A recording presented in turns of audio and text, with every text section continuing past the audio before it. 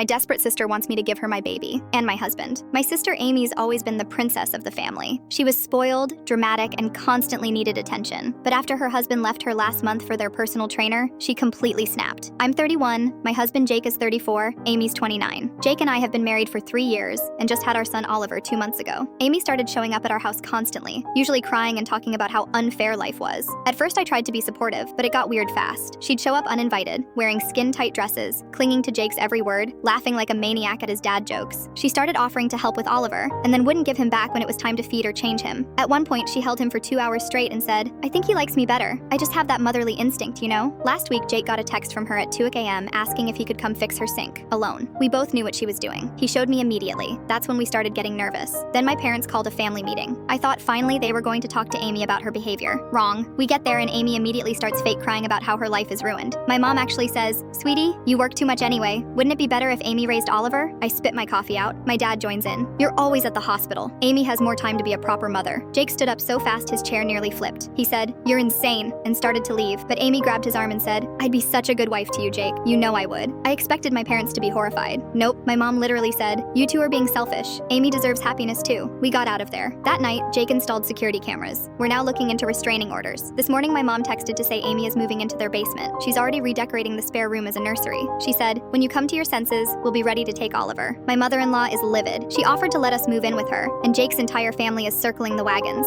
Meanwhile, my side is blowing up my phone with texts like, "You're ruining Amy's chance at a new life." Then things went full psychotic. Amy posted on Facebook that she's expecting exciting life changes soon, with a baby emoji. 47 people congratulated her. She's literally telling people she's getting a baby. My baby. Jake did some digging and found a Pinterest board she titled My Little Family. It's full of pictures she stole from my Instagram. Photos of Jake holding Oliver, pictures of our house, even shots of our wedding. There's an entire section labeled Oliver's Room, filled with dinosaur wallpaper and crib ideas. Oh, and she photoshopped herself into our Christmas card, replaced my face with hers. I'm a pediatric surgeon. I went back to work 6 weeks after giving birth because we needed the money. Jake works construction. He's out the door by 5 a.m. most days. My parents are now using our jobs against us, saying we're too busy to be real parents. Amy, who hasn't worked in 3 years because she was building her brand, suddenly thinks she deserves to raise my son. Today was the last straw. I came home early from work and found Amy in my kitchen, wearing my robe, cooking Jake's favorite meal, table set for 2, wine chilled. She looked up and said, "Oh, you're home early. I was just practicing for when I move in." Jake wasn't even home. Oliver was at daycare. She got in with a spare key my parents had given her for emergencies. I called the police, but because she technically had a key, they said they couldn't do much. We're changing all the locks tomorrow and a lawyer friend is helping draft cease and desist papers. We're also documenting everything in case this turns into a custody nightmare or worse. But seriously, how did it get this insane? She wants my baby, she wants my husband, and my own parents are helping her. I used to think family loyalty was everything. Now I keep my doors locked and my phone on record.